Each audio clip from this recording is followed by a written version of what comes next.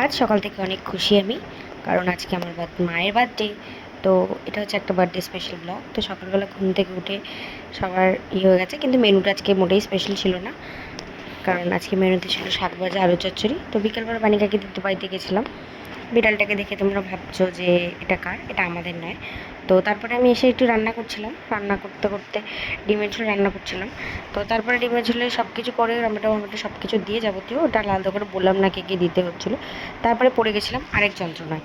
তারপরে পড়ে গেছিলো আমি 500 টাকা কোথায় গেছিলাম খুঁজে পাচ্ছিলো না। আমার ভাই সেটা খুঁজছিল, আমি পাচ্ছিলাম না। দেবে ভাই এই যে এসছে, ওর সাথে আমার সাথে শুধু এই টাকা খোঁজাখুঁজিরই সম্পর্ক। আমি এদিক ওদিক রাখি, ভুলে যাই, আর ও আমাকে জিজ্ঞেস করছিলো।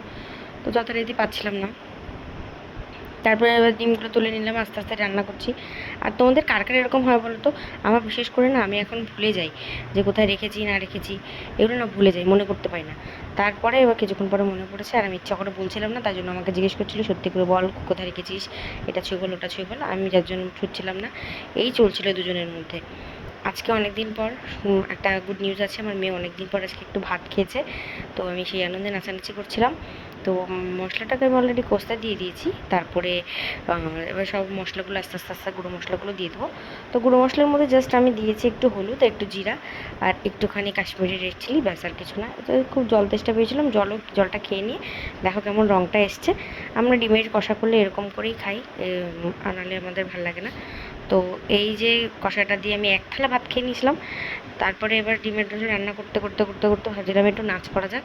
তো আমার ভাই এবার এসব পছন্দ করে না, নাচ করা এসব ভিডিওর সামনে এসব পছন্দ করে না। তো যাই হোক, একটু নুন দিয়ে দিলাম তরকারিতে।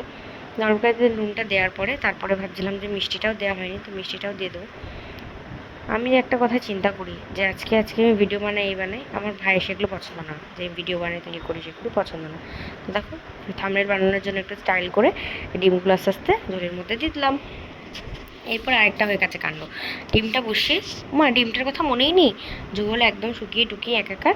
তারপরে আমি এসে তোমাদের দেখালাম, সাথে শেয়ার করলাম এই যে আলটিমেট লুকটা। তো তারপরে আমার মেয়ে এসছে, মেয়ে এসে আমাকে বকেছে। বকার পর যে আমি কান্না করছি, তখন আমার সাথে একটু আদর আদর খেলছে। ও না আমাকে খুব বোঝে যে মা কখন কাঁদছে, কষ্ট পাচ্ছে। তোমরা কমেন্ট করে বলবে তো আমার মেয়েকে কার মতো দেখতে হয়েছে। তো আমার মতো দেখতে হয়েছে না আমার বাবার মতো দেখতে হয়েছে, তোমরা সবাই কমেন্ট করে বলবে।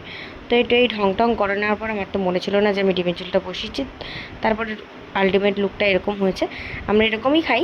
তো দেখো কেমন হয়েছে তোমরা অবশ্যই আমাকে কমেন্ট করে জানাবে যে কেমন হয়েছে। তারপরে খাওয়া দাওয়াটা দেখাতে পারিনি, কমপ্লিট করে আমরা শুয়ে পড়েছি, মেয়েকে ঘুম পাড়িয়ে দিয়েছি। তো এই ছিল আজকের ভিডিও, দেখা হবে অন্য কোনো ভিডিওতে। ততক্ষণের জন্য আমাকে ফলো করবে ফেসবুকে, আর ইউটিউব থেকে দেখে থাকলে অবশ্যই ইউটিউব চ্যানেলটা সাবস্ক্রাইব করে দেবে।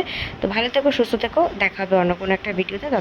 ততক্ষণের জন্য bye bye, see you guys.